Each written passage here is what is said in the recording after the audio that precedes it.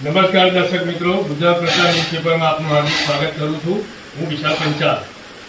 મિત્રો, ગઈકાલે હવામાન વિભાગની આગાહી સાબિત કરેલી માણસા સહિત ગાંધીનગર જિલ્લામાં મુસળધાર વરસાદ વરસશે. ભારતીય હવામાન વિભાગ દ્વારા ગઈકાલે ગુજરાતના અનેક જિલ્લાઓમાં ભારેથી અતિભારે વરસાદની આગાહી કરવામાં આવી હતી. હવામાન વિભાગની આ આગાહી આજે સાંજે અને રાત્રિના સમયે સાચી સાબિત થઈ. રાજ્યના વિવિધ વિસ્તારોમાં વરસાદી માહોલ જામ્યો.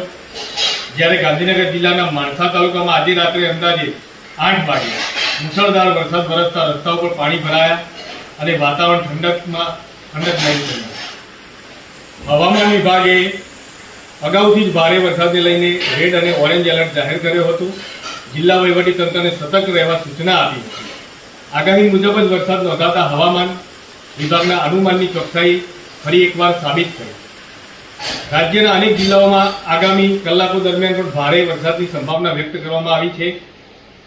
નીચાણવાળા વિસ્તારોમાં પાણી ભરાવા, નદી નાળાઓમાં નવા નીરની આવક અને વાહન વ્યવહાર પર અસર થવાની શક્યતા હોવાથી નાગરિકોને બિનજરૂરી મુસાફરી ટાળવા અને વહીવટી તંત્રની સૂચનાઓનું પાલન કરવા અપીલ કરવામાં આવી છે.